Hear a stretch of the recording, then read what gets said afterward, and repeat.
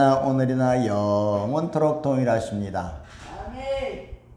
그 하나님을 믿는 우리에게 늘 기쁨과 사랑과 은혜가 충만한 여러분들이 다 될 수 있기를 바랍니다.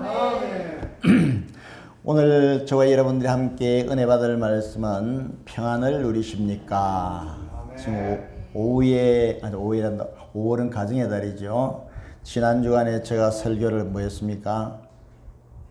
사랑이면 다 됩니다. 이런 제목으로 설교를 했습니다. 사랑이면 다 됩니다. 여러분, 사랑이 없으면 가정이 메마르고 직장이 메마르고 어려운 일이 많이 있지만 사랑만 있으면은 아무런 문제가 없는 것입니다. 그래서 여러분들 날마다 우리 기도의 제목 가운데 사랑을 구할 수 있기를 바랍니다. 사랑을 구하면 사랑은 모든 것을 우리에게 다 풍성한 은혜로 채워주시는 것입니다. 그래서 오늘도 이 셋째 주일을 맞이해서 이 평안에 대해서 이 설교를 하려고 합니다. 여러분, 세상에서 가장 좋은 것, 가장 귀한 것이 무엇이겠습니까? 그는 마음이 평강이 있어야 돼요. 고대의 광실 저택에 살아도 마음에 평안이 없으면 그는 행복하지 못합니다. 아무리 높은 지혜에 있어도 마음이 평안이 없으면 그는 불행한 사람입니다. 그런데 현대인들은 모든 무거운 짐을 지고 참된 안식과 평안을 누리지 못한 채 살아가고 있는 것입니다. 많은 스트레스를 시달리고 요즘은 코로나 바이러스를 통해서 얼마나 두려움을 갖고 있는지 말할 수가 없습니다. 제가 며칠 전에 엘리베이터를 같이 타고 오는 우리 위층의 사람들하고 잠시 그 엘리베이터 내려온 동안에 이야기를 했는데, 그래 직장인 잘 나오고 있냐 물으니까 목사님 요번에 이 코로나 때문에 저는 3일 만에 한 번씩 출근합니다. 그럼 월급도 깎이겠네. 당연하지요. 그러면서 좀 표정이 그렇게 어두운 그런 청년의 모습을 봤습니다. 여러분, 우리가 다 가만히 있어도 세상에 염려, 근심, 걱정들이 찾아오는 것입니다. 이 염려, 걱정, 근심들을 물리치고 우리가 하나님의 주신 이 평강을 누려야 되는데, 이 평강을 어떻게 하면 누릴 수가 있는가? 오늘 이 설교를 통해서 하나님께서 그 비밀을 우리에게 말씀해 주고 있는 것입니다. 여러분, 오늘 이 말씀 잘 들으시고 우리에게 사정없이 밀려오는 염려, 근심, 걱정들을 예수님의 이름으로 다 물리칠 수 있기를 주 예수 그리스도 이름으로 축원합니다. 아멘. 그래서 우리가 이 세상에 염려 없고 걱정 없고 하는 곳은 아무 데도 없죠, 그죠? 한 군데 딱 있습니다. 어디 있습니까? 공동모지 가면 그거 없어요. 그렇다고 우리는 죽을 수가 없잖아. 그렇지, 그죠? 살아있는 동안 살아있기 때문에 큰 일도 부딪히게 되고 적은 일도 부딪히게 되고 어려운 일을 만나게 되고 또 염려, 근심이 계속해서 몰려온다는 것입니다. 그렇다고 하면 우리는 그 근심을 물리치고 이겨야 되는 것입니다. 승리해야 되는 것입니다. 하나님은 그것을 우리에게 가르쳐 주시고 예수님은 그것을 통해서 많은 말씀들을 우리에게 해 주신 것을 볼 수가 있는 것입니다. 여러분, 이 세상에 염려, 근심을 살아가는 사람 아무도 없습니다. 왜 나만 이렇게 염려가 있고 근심이 있는가? 왜 내가 팔자 이런가? 아닙니다. 그 사람도요, 말을 안 해서 그렇지 다 있어요. 따라하십시다. 다 있다. 다 있다. 뭐가 있다? 염려도 있고 근심도 있고 걱정도 있고 다 있는 것입니다. 그렇다고 하면 그럼 이것을 내가 부딪히고 싸워서 이겨야 되잖아요. 그 이기기 위해서는 하나님께서 우리에게 말씀을 통해서 비밀을 가르쳐주고 있다는 것입니다. 어느 한 청년이 한 노인을 찾아와가지고 자기 인생 상담을 하면서 이렇게 찾아왔습니다. 그 노인이 그 청년에게 물었습니다. 그대가 원하는 것이 무엇인가 하고 묻자 젊은이는 자기의 소원을 6가지로 말했어요. 첫째는 저는 건강입니다. 그리고 두 번째는 저는 재물입니다. 셋째는 미모이고, 넷째는 재능이고, 다섯째는 권력이고, 여섯째는 명예입니다. 이 소원을 말을 다 들으시니 노인은 지극히 그 청년을 바라보면서 이렇게 말씀합니다. 청년, 그러나 그것들이 다 있어도 자네 마음속에 평강을 잃어버리면 아무 소용이 없네. 평강을 잃어버리면 아무 소용이 없다는 거죠. 그만큼 우리 인생 삶에 있어서 평강이 중요하다. 마음의 평강이 중요하다고 했습니다. 여러분들 오늘 염려가 있습니까? 걱정이 있습니까? 오늘도 이 말씀을 듣는 중에 우리에게 찾은 염려, 근심, 걱정들을 예수님 앞에 다 내어놓고 우리가 마음의 큰 기쁨과 평안으로 오늘도 돌아가시고 한 주간을 승리한 저와 여러분들이 다 될 수 있기를 간절히 바랍니다. 그러면 첫째로 우리의 마음속에 참 평안을 누리기 위해서는 어떻게 해야 되겠습니까? 예수 안에서만 참 평안을 누릴 수 있다라고 하는 것입니다. 따라합시다. 예수 안에서 참 평안이 있다. 아멘입니까? 예수 그리스도 안에서 참 평안이 있다. 이것이 성경이 우리에게 끊임없이 말씀하시고 성경의 진리가 우리를 마음의 평강으로 선물해 주신다는 것입니다. 오늘 우리가 읽었던 본문 7절 같이 읽어볼까요? 시작. 그리하면 모든 지각에 뛰어난 하나님의 평강이 그리스도 예수 안에서 너희 마음과 생각을 지키시리라. 아멘. 여러분 염려와 걱정 근심들이 우리는 하지 않을 수가 없지만은 이 몰려올 때 우리는 예수 그리스도 안에서 정말하자면 믿음 안에서 말씀 안에서 성령 안에서 하나님이여 내 마음의 근심 걱정들을 주님 가져가지고 내 마음속에 성령을 인해서 참 평강을 주시옵소서. 말씀을 통해서 참 평강을 주시옵소서. 우리는 이렇게 간절한 소원이 있어야 된다는 것입니다.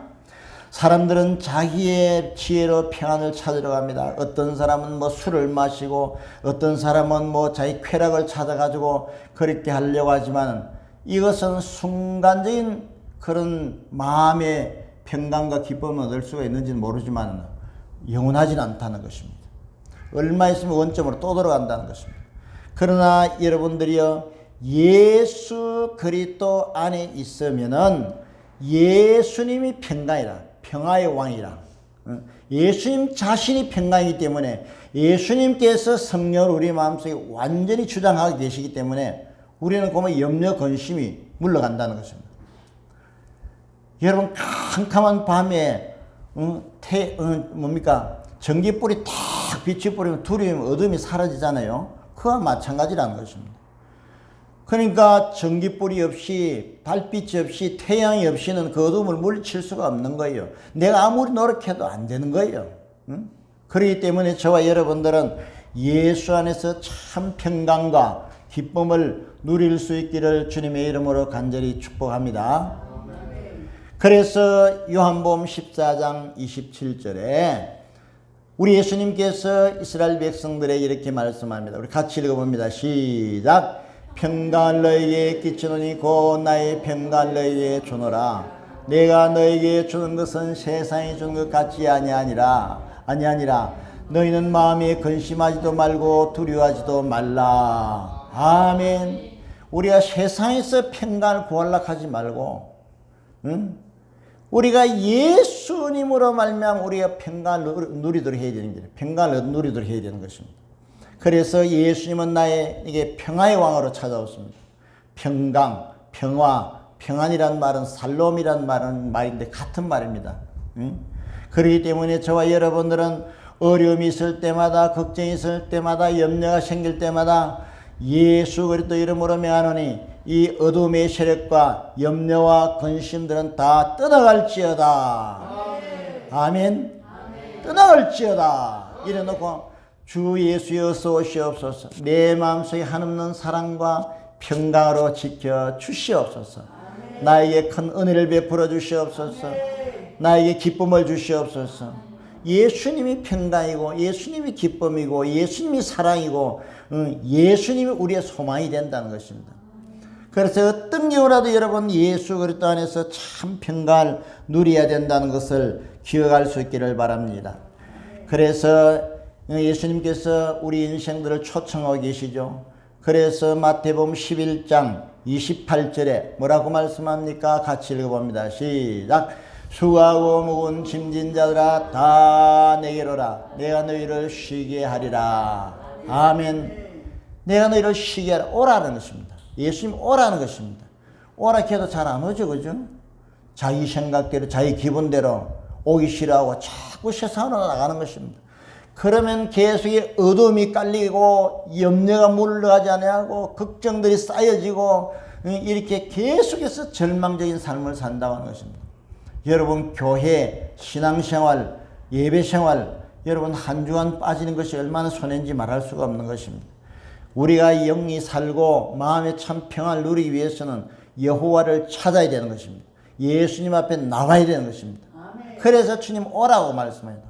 아멘. 오라 너희 죄가 주홍같이 붉을지라도 내가 양털같이 희게 할지라. 너희 죄가 지렁같이 붉을지라도 내가 눈같이 희게 할 것이다. 오라는 것입니다. 죄에 있는 자는 죄에 있는 그대로 오라는 것입니다. 요번에 코로나 바이러스를 통해 가지고요 지금 아직까지도 긴장을 못 놓치고 있는데 계속 요새 문자 들어온 중에 내가 특식을 하나 발견했습니다. 그게 뭔가니까 지금 해외에서 우리 백집사님 잘 아시지만은 해외에서 우리나라 들어온 노동자들이 많이 있어요. 그 사람들이 기한이 지내가 불법 체류자들이 많이 있어요. 이 불법 체류자들이 걸리면은 바로 벌금 물고 추방돼 이런데 지금 그게 문제가 아니라는 것입니다.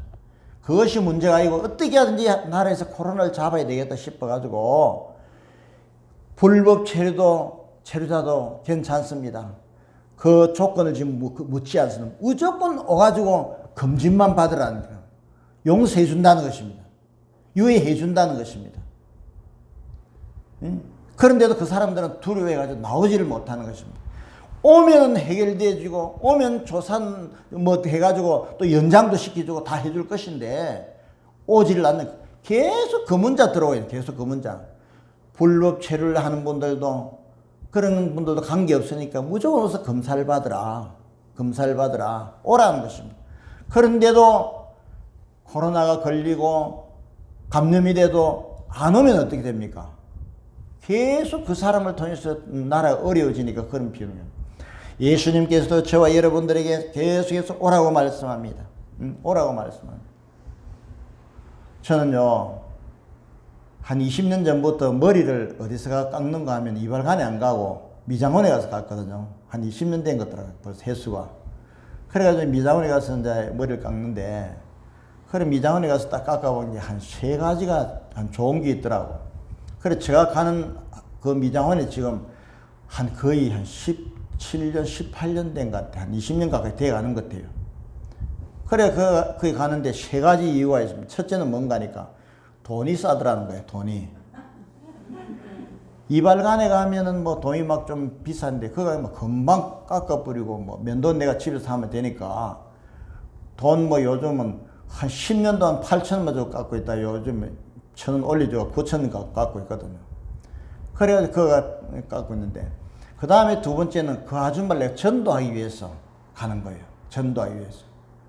그런데 그 아줌마를 어떻게 알게 됐는가 하면 그 아줌마의 여동생 둘이가 권사님이라. 한 분은 천안에 살고 한 분은 뭐 수원에 사는 거 어디 사는지 모르는데 교회가 있으니 그 두 형제들이 교회를 찾아왔더라고. 찾아와가지고 목사님 우리 어머니가 얼마 있으면 천국 가요 돌아가시게 되는데 우리 목사님 우리 어머니 병상세례를 좀 부탁한다고. 그래가지고 그러면 내가 병상세례 해드리겠다고. 그래가지고 그 어머니를 모시고 가지고 우리 교회에서 병상세례를 받으시고 한 1년 있다 천국 가셨어요. 천국 갔는데 그 큰 딸이 미장원 주인이 예수를 안 믿는 거라. 그래가지고 제가 그분들이 가면서 목사님 꼭 부탁합니다. 우리 언니가 교회를 안 나온다. 저는 권사가 되고 이렇게 하고 우리 다 예수를 믿는데 우리 언니만 절에 댕기고 말을 안 듣는다. 그래가지고 내가 그 아줌마 전도하려고 계속해서 가가지고 이렇게 이제 하는 거예요. 그렇게 하는데 그 아줌마가 내가 전도하고 교회 나와야지. 아들도 이름이 정식인데 정식이 고등학교 될 때 내가 봤는데 지금은 결혼해가지고 뭐 둘이가 낳았는데도 아직까지 안 오는 거라. 그리고 그 정식이란 아들의 그 장인이 목사님이라. 그런데도 이 아줌마는 교회를 안 나오는 거예요. 예수를 안 믿는 거예요. 근데 내가 막 결정적으로 나와야지 이렇게 이야기하면 농담으로 실실 받아뿌리고 그 말꼬리를 다른 데 돌리고. 그런데 한 번은 머리 깎는데 이런 이야기를 하는 거예요. 예? 뭐라고 이야기하는가 하면은 목사님 그래도 하나님이 있긴 있는 것 같습니다. 그래 왜 그러냐고 물으니까 제가 아는 사람인데 그분이 교회 집사님인데 그 가정에는 아들이 장애가 있고 남편이 그렇게 뭐 직장이 좋지 않아 가지고 뭐 생활이 넉넉하지 않고 아직까지 어렵게 세를 살고 있는데 그 사람이 얼굴을 보면 항상 얼굴이 그렇게 밝을 수가 없다는 거예요. 아멘입니까? 얼굴이 그렇게 밝더라는 거예요. 그런데 그걸 보면 하나님이 있긴 있는가 보더라고. 이런